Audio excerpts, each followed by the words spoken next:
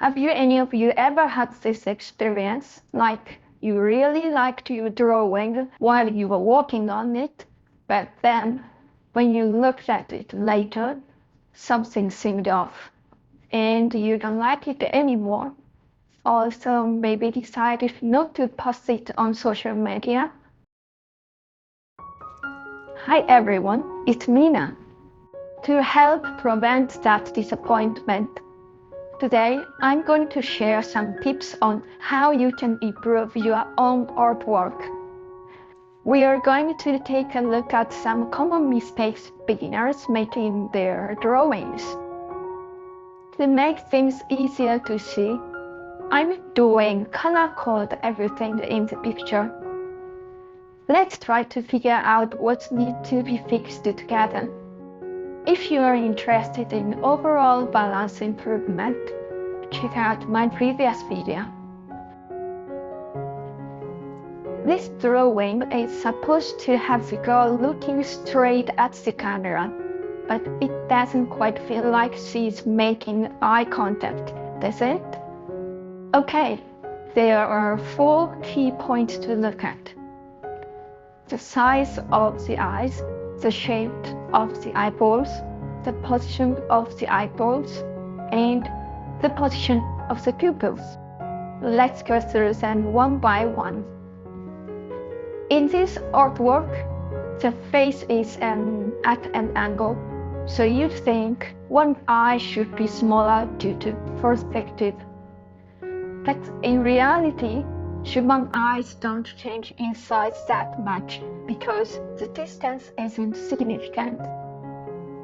How about this drawing?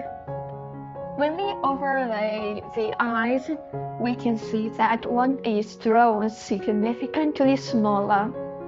So, should the eyes be exactly the same size? Well, vertically, yes, they should be almost the same. It's the horizontal length that changes with the angle of the face. The closer it is to a profile view, the shorter it gets. But the vertical size should stay the same, right? So remember, the eyes shorten but don't shrink. So let's adjust the eyes accordingly. In this case, the left eye is quite large, so I will match it to the right eye by making it smaller. Okay, then, it looks more balanced now, doesn't it? Next, let's adjust the position of the ears before we move on to the shape of the eyeballs. For more detailed adjustment method, refer to my previous video. Now, onto the eyeballs. They should be the same shape. Here, one eyeball is round, while the other is more of a slanted oval. It's understandable if the eye was squinting, but in this drawing it isn't. Let's make them the same shape.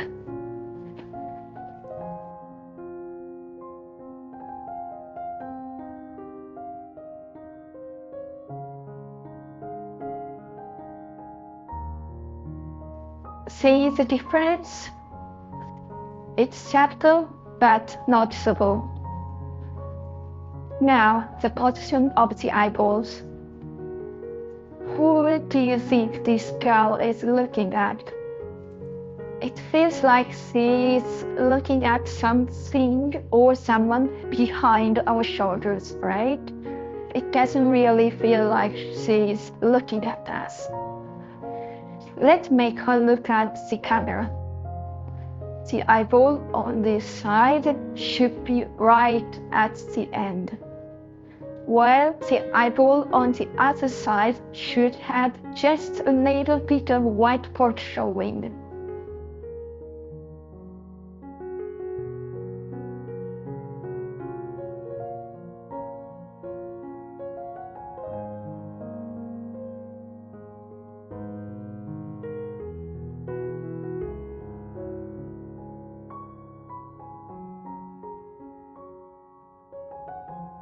Doesn't it feel like she's looking at the camera now?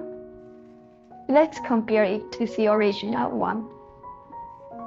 The balance feels much better, right? But it still feels like the gaze isn't quite right. Let's fix the last issue, the pupils. This part can be a bit tricky, but I will explain carefully. Looking at the eyeballs alone, they seem to be facing the camera. But when you focus on the far pupils, it feels like she's looking straight ahead, doesn't it? I don't know I can explain it well, but the eyes are directed at the camera, but the pupils are straight, making it look odd. The pupils need to follow the same direction as the eyeballs, otherwise it will look robotic. So let's adjust the pupils to look at the camera, just like the eyeballs. The same goes for the other eyes.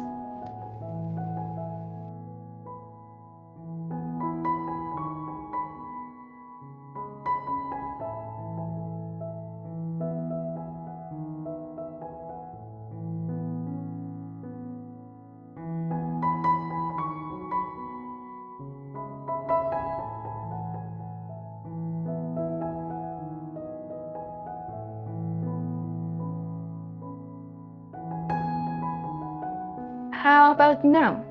Let's compare it with the original. Even though the initial drawing didn't look too bad, comparing it with the revised version shows how off-balanced it actually was.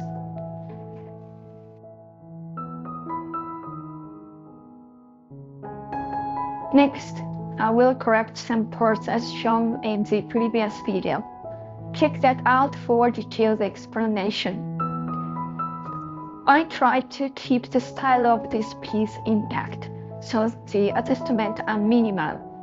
When you're fixing your own work, remember not to overdo it and lose your unique style.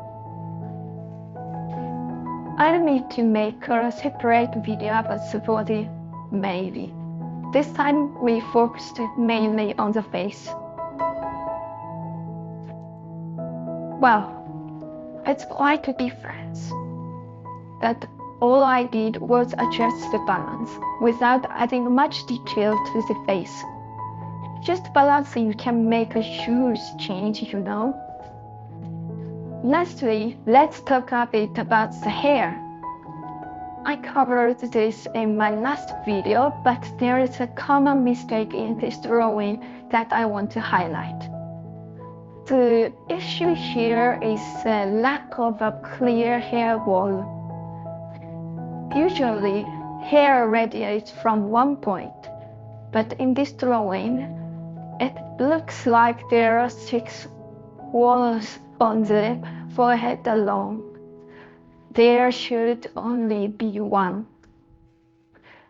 Drawing the hair straight from the wall gives it a more natural look. Like this. Of course, some people has 2 or 3 walls, but usually only 1. So let's make it simple. Okay, like this. Let's compare it to the original drawing. At first glance, the original might not seem off, but the difference is clear when you compare them side by side. Knowing what to focus on makes balance correction easier. A helpful tip for correcting your own work, just like I did, color code the different parts. Don't forget to draw hidden parts like those covered by hair. This way, you can get a better grasp of the overall balance and see what's off. our today's topic.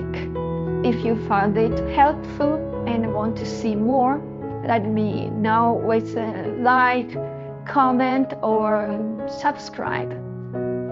I'm also happy to interact in the comments.